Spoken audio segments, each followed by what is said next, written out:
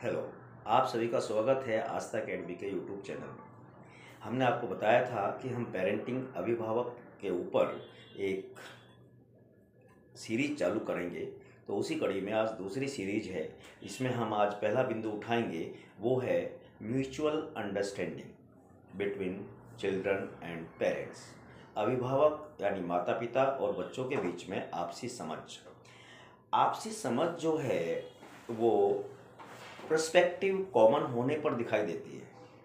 यानी दुनिया को देखने का नज़रिया अगर बच्चों का और पेरेंट्स का एक जैसा होगा तो आपसी समझ बढ़ेगी। ये बात आपको बड़ी अजीब लगेगी, क्योंकि बच्चा जिस लेवल पे सोचता है और पेरेंट्स जिस लेवल पे सोचता है, उन दोनों की सोच में बहुत बड़ा अंतर होता है। लेकिन अगर दोनों ही संस्कार के धरातल पर टिके हुए हैं तो उनकी समझ में काफ़ी समानता आ जाती है। जनरेशन गैप उन परिवारों में ज़्यादा देखा गया है जहां संस्कार न्यूनतम या नहीं के बराबर होते हैं या थोते होते हैं, यानी दिखावे के संस्कार होते हैं। प्रैक्टिकल में ना पेरेंट्स ना बच्चे संस्कारों को फॉलो करते हैं। अगर संस्कारों में समानता है माता पिता और बच्चों के, और वो वास्तविक धरातल पर टिके हुए हैं, तो ये निश्चित मानिए कि उनमें जनरेशन गैप तो होगा। ये एक मानवीय स्वभाव है। ये तो पीढ़ी दर पीढ़ी हजारों सालों से चला आ रहा है और होगा, आगे भी होगा। लेकिन इसमें बहुत न्यूनतम अंतर किया जा सकता है अगर दोनों संस्कार के समान धरातल पर टिके हुए हैं। तो आपसी समझ बढ़ती है जब आप अपने बच्चों के साथ उन सभी बिंदुओं पर बात करते हैं, अपने घर की, अपनी दुनियादारी की, अपने परिवार की, अपने पूर्वजों की, अपने संस्कारों की, अपने भविष्य के लक्ष्य की, और उनको कैसे प्राप्त किया जाएगा, और समाज में दुनिया में क्या घटित हो रहा है, आज कौन सी पिक्चर रिलीज हुई। आप कहेंगे ये बातें, अरे भाई जिस चीज़ को आप देख रहे हैं, आपके देखने का नज़रिया जो है 35 साल के व्यक्ति का है, बच्चा 10 साल का है। 10 साल का बच्चा आपके दृष्टिकोण से दुनिया को नहीं दे सकता, और उसके अंदर इतनी एबिलिटी भी नहीं है कि वो अपने आप को 35 साल के बच्चे के बराबर मान ले या 35 साल के बच्चे के बराबर आ जाए। अब आ भी सकता है, लेकिन आपने उसको एनर्जी को चैनलाइज करना सिखाया ही नहीं है। और उसको छोड़िए, आप खुद अपनी एनर्जी को चैनलाइज कैसे कर पाते हैं? अपनी नेगेटिव एनर्जी को आप पॉजिटिव में कैसे बदलते हैं? आपको आता है क्या? अगर आपको आता है तो you are the best parents. और बच्चों को सिखाइए कि नेगेटिव एनर्जी को पॉजिटिव में कैसे कन्वर्ट किया जा सकता है और पॉजिटिविटी को कैसे बढ़ाया जा सकता है। Negativity every time everywhere surrounded you. अब आपके ऊपर है कि how can you replace negativity by positivity. ये सिखाना पड़ता है। इसके लिए ध्यान, योग, प्राणायाम इनकी ज़रूरत पड़ती है। लेकिन आज के जो आधुनिक शिक्षा पद्धति में पले हुए लोग हैं, वो इन सब चीज़ों को ढकोसला या 50 साल 60 साल के बाद की उम्र के लोगों के लिए मानते हैं। जबकि जितना ज़्यादा कॉम्प्लेक्स हमारा सोशल लाइफ होता जा रहा है, उतनी ज़्यादा उपयोगिता ध्यान और प्राणायाम की बढ़ती जा रही है। तो हम मूल बिंदु पर वापस आते हैं, आपसी समझ। आप बच्चों के साथ बैठिए, एक टाइम निश्चित कीजिए कि दिन में 24 घंटे में आधा घंटा बच्चों के साथ डिस्कस करेंगे।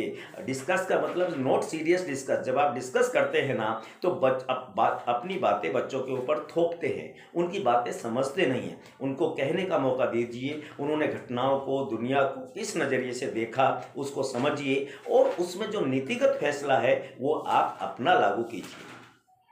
इस बात से मैं पूरी तरह सहमत हूँ। कोई माता पिता अपने बच्चों का बुरा नहीं चाहता, लेकिन ये वास्तविकता है। मेरे जीवन में मैंने देखा है कि बहुत सारे पेरेंट्स जाने अनजाने में अपने बच्चों का इतना बुरा कर देते हैं कि इतना कोई दुश्मन भी उनका नहीं कर पाता। और वही बच्चे जब 30 साल के होते हैं, 20 साल के होते हैं, और उनको समझ आती है, वो कहते हैं कि अगर हमारे माँ बाप सही होते तो आज हम किसी लायक होते।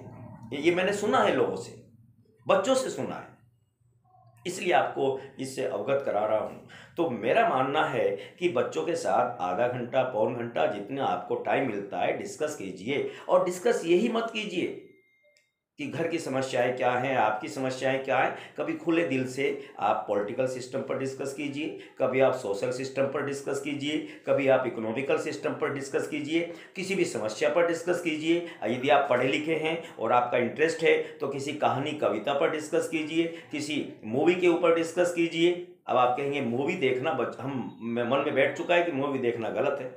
मैं आपको खुद बताता हूँ, कोई अच्छी बच्चों के लायक मोटिवेशनल मूवी आती है तो मैं अपने कोचिंग में बच्चों को कहता हूँ मूवी देखिए आप।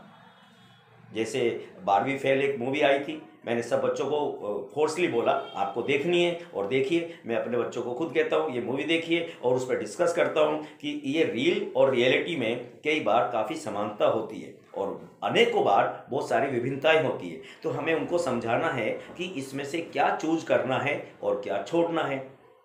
ये चीज़ें तब क्लियर होती हैं जब दोनों का पर्सपेक्टिव समान हो, जो कि नहीं हो सकता, लेकिन उसमें अंतर न्यूनतम किया जा सकता है अगर आप दोनों संस्कार के समान धरातल पर टिके हुए हैं।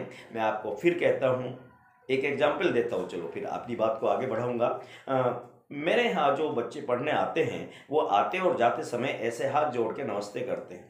एक पेरेंट्स 2 साल पहले मेरे पास आए अपने बच्चे को लेके और कि इसको ट्यूशन पढ़ाना है। मैंने कहा ठीक है। तो उन्होंने देखा ऐसे हाथ जोड़ के नमस्ते करते हैं कि ये क्या धंधा लगा रखा है, ये तो पुराने ज़माने की बातें हैं, आजकल के बच्चे तो हाय हेलो बोलते हैं। मैंने कहा हाय हेलो बोलो चाहे हाथ जोड़ के सम्मान करो, दोनों में कोई अंतर नहीं है, मेरे लिए तो दोनों बराबर हैं। लेकिन हाथ जोड़ के सिर झुका के नमस्ते करने से ईगो थोड़ा कम होता है, ये साइकोलॉजी कहती है। और जितना बच्चा पोलाइट होगा उतना ज़्यादा नॉलेज गेन करेगा। ये प्रैक्टिकल है, रियलिटी है लाइफ की। आप माता पिता हैं, आप भी समझते हैं कि जितनी पोलाइटनेस बच्चे में होगी, ईगो जितना कम होगा, वो बच्चा उतनी नॉलेज को ज़्यादा गेन करेगा। तो मैंने इसलिए किया है। वो कह लेंगे नहीं आपके यहाँ का जो ट्रेडिशंस है वो हमें पसंद नहीं आया, और हम तो मॉडर्न सिस्टम के लोग हैं, मॉडर्न एजुकेशन सिस्टम में पढ़े हुए हैं और हम अपने बच्चे को मॉडर्न एजुकेशन देना चाहते हैं। 3 साल बाद पता लगा कि उनके जिस बच्चे को लेके आए थे उन बच्चों ने ऐसा कांड किया कि वो ना मुझे कह सकते ना बाद में कैसे किसी और को बता सकते। और जब मैंने उनसे एक बार मिले तो मैंने कहा कि मॉडर्निटी का देखा आपने क्या असर हुआ। Modernity is necessary. मॉडर्निटी व्यवहार में लाइए, अपने एक्शन में लाइए, लक्ष्य को प्राप्त करने के मेथड में लाइए, लेकिन संस्कार के धरातल पर खड़े होकर के उन सारे कामों को कीजिए। मेरा मानना है कि मैं बच्चों को संस्कार पहले देता हूँ, पढ़ाता बाद में हूँ। इससे बहुत सारे बच्चे नाराज होकर चले जाते हैं। मुझे कोई फ़र्क नहीं पड़ता। मुझे फ़र्क इस बात से पड़ता है अगर 2 बच्चे पढ़ रहे हैं तो वो 2 बच्चे एक अच्छे नागरिक और सफल जिम्मेदार नागरिक बन के निकले। केवल अच्छे नागरिक नहीं, सफलता भी प्राप्त करें। और ये बहुत मज़े की बात है, जो बच्चा जितना अच्छा होगा, व्यवहार में सद्गुण प्राप्त किए हुए होगा, वो उतना ही ज़्यादा सफल होता है। मेरे एक मित्र हैं, पति पत्नी में दोनों में आपसी बहुत प्रेम है, 2 बच्चे हैं उनके, दोनों बच्चे इतने सफल, इतना सब कुछ। मैंने एक बार उनसे पूछा इसका राज क्या है, कि हम अपने बच्चों से बैठ के सारी बातें खुल के करते हैं जैसे हम फ्रेंड से करते हैं। ये राज है इसके पीछे। तो देखिए ये पेरेंटिंग जो है ना, एक वायलिन सितार को बजाने जैसा है। तार ज़्यादा कस दिए तो अच्छी आवाज़ नहीं आएगी, ज़्यादा ढीले रह गए तो अच्छी आवाज़ नहीं आएगी। अब होता यह है कि जो आवाज़ आपको अच्छी लग रही है दूसरे को नहीं लग रही है, तो इसमें हमको कौन सा म्यूजिक सुनना है, हमें क्या पसंद है, उसी हिसाब से तारों को टाइट कीजिए और वही आवाज़ निकालिए। ये मूलभूत सूत्र है पेरेंटिंग का, बच्चों के लालन पालन का सबसे मूलभूत सूत्र है। तो मेरे आपसे ये रिक्वेस्ट है, बच्चों के साथ टाइम निकालिए, बातें कीजिए, सभी बिंदुओं पर बातें कीजिए। प्रेमचंद की कहानियों पर कीजिए, माँ श्वेता देवी के ऊपर कीजिए, फणेश्वर नाथ रेणु के ऊपर कीजिए। अगर आपके बच्चे बड़े हैं और आपके बच्चे 5th क्लास में 6th क्लास में पढ़ते हैं तो उन्हें राष्ट्रगान के बारे में बताइए, किसने लिखा, क्या लिखा, इसकी उपयोगिता क्या है, हर देश में क्या होता है, सब चीज़ बताइए, डिस्कस कीजिए। उससे आपसी समझ बढ़ेगी। जब आप अपने विचारों का आदान प्रदान एक समान धरातल पर खड़े होकर के करते हैं तो मान के चलिए एक समानता का भाव दोनों में पैदा होता है, और यही समानता का भाव बच्चों में और आपके बीच में आपसी समझ के लिए एक पुल का निर्माण करता है। उस कंडीशन में बच्चा अपनी सारी बातें आपको बताएगा, डिस्कस करेगा एज ए फ्रेंड। मैं इसको बुरा नहीं मानता कि आप एक उम्र के बाद बच्चों से फ्रेंडली बिहेव कीजिए, लेकिन वो फ्रेंडली बिहेवियर संस्कारों के धरातल पर होना चाहिए, इसको भी ध्यान रखिए।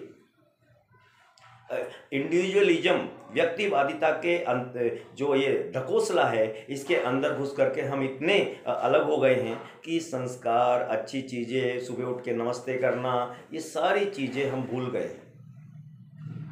और आप अच्छा मानो या बुरा मानो, हमारी पीढ़ी के जो लोग हैं, जो आज पेरेंट्स हैं, उन्होंने वो 1990 और ये उसके बाद की जनरेशन के जो लोग हैं आज, वो लोग जो है वो है जब सोशल बॉन्ड टूट रहे थे और आधुनिकता, एलपीजी जो एक न्यू इकोनॉमिक पॉलिसी हमारे इंडिया में 1991 में आई थी, उसके तहत वेस्टर्न कल्चर में हमारा पूरा समाज जकड़ रहा था। उस दौरान हम पैदा हुए और आगे बढ़े हैं, वो संस्कार हमने लिए हैं। तो हम में संस्कार की खुद कमी हम में भी है, हमें खुद को भी देखना चाहिए, हमें खुद को भी समझना चाहिए।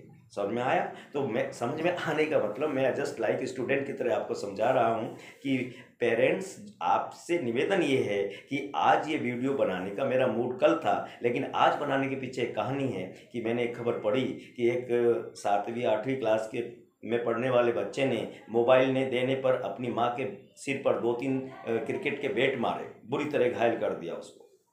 तो ये सोच करके मुझे आश्चर्यचकित हुआ कि 7-8 साल का बच्चा माँ के प्रति, कम से कम माँ के प्रति तो बहुत ही इमोशनल होता है। अगर वो इतना एंगर में भरा हुआ है, इतनी एंजाइटी है, इतनी हाइपर टेंशन है, इतना सैडनेस उसके अंदर भरी हुई है, इस एज में वो बच्चा 20 साल का होगा तो क्या करेगा? और ये एक अकेली घटना नहीं है, ऐसी घटनाएं, इसके आसपास की घटनाएं हम चारों तरफ देख रहे हैं। लेकिन हम ये भी देख रहे हैं कि माता पिता के सामने कोई चारा नहीं है, कोई रास्ता नहीं है। रास्ता क्यों नहीं है? जब समय पर उनको समझाना चाहिए था और जो आपसी समझ पैदा करनी चाहिए थी वो तो उन्होंने की नहीं। और अब बच्चे पर ज़बरदस्ती कोई चीज़ थोप रहे हैं, बच्चा मान नहीं रहा, मानेगा भी नहीं, क्योंकि जो व्यवहार आप कर रहे हैं दूसरों के प्रति, बच्चा उसको देख रहा है। एक बात आप गांठ बांध लीजिए, बच्चा आपसे 400 गुना ज़्यादा आईक्यू रखता है बचपन की एज में। 12 साल तक का बच्चा इतनी चीज़ें सीख जाता है जितना आप कभी नहीं सीख सकते, और वो केवल आपके व्यवहार से सीखता है। आपके कहने वाली बात को वो कम मानता है और जो आपको करते हुए देखता है उस बात को ज़्यादा मानता है। तो आप सबसे मेरा ये निवेदन है कि बच्चों के साथ आपसी समझ बढ़ाइए, संस्कारगत स्तर पर उनसे बात कीजिए, मित्रता के नाते बात कीजिए, फ्रेंड के नाते बात कीजिए, और सभी बिंदुओं पर बात कीजिए। किसी बिंदु को छिपाइए मत, उनको बताइए क्या गुड है, क्या बैड है, उनके लिए क्या उचित है, क्या अनुचित है, हम किस पारिवारिक संस्कार में पले बड़े हैं, हमें कैसे आगे बढ़ना है, क्या करना है। मेरा आज का उद्देश्य केवल ये वीडियो बनाने का यही था कि आप इस बात को समझ जाए। एक छोटी सी एक लाइन में बात कह के अपने बात ख़त्म करता हूँ कि आप बच्चों के साथ आपसी समझ को बढ़ाएंगे। आपसी समझ बढ़ा के आप देखिए, 1 महीना ऐसा करके देखिए, पॉजिटिव रिजल्ट आएंगे। नहीं आए तो मुझे कमेंट कीजिए, मुझे बताइए कि देखो आपने बोला था और रिजल्ट नहीं आए, या ऐसा नहीं हुआ। हो सकता है प्रॉब्लम बहुत ज़्यादा कॉम्प्लिकेटेड हो आपके साथ और वो रिजल्ट 1 महीने में ना मिल सके, लेकिन आप शुरुआत तो कीजिए। कुछ ना करने से अच्छा है कुछ करके देखना। अगली बार हम एक नए विषय को लेकर के आएंगे और वो विषय होगा कि माता पिता का जाने अनजाने में बच्चों को जो बोला जाता है या जो वो आपको करते हुए देखते हैं, उसके ऊपर, उसकी वजह से बच्चों के व्यवहार में क्या परिवर्तन आता है। ये अगले वीडियो का हमारा विषय होगा।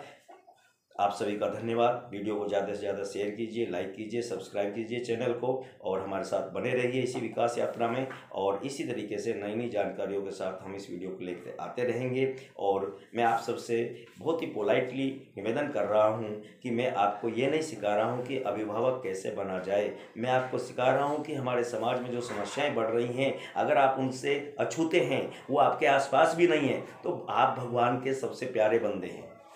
ऊपर वाले का बहुत बड़ा आशीर्वाद है आपके ऊपर। और यदि आप प्रॉब्लम से घिरे हुए हैं इस तरह की, तो उनको धीरे धीरे दूर कीजिए, और दूर करने में सबसे पहल आपको करनी पड़ेगी, बच्चा नहीं करेगा। इसके साथ मैं अपनी बात समाप्त करता हूँ। नमस्कार।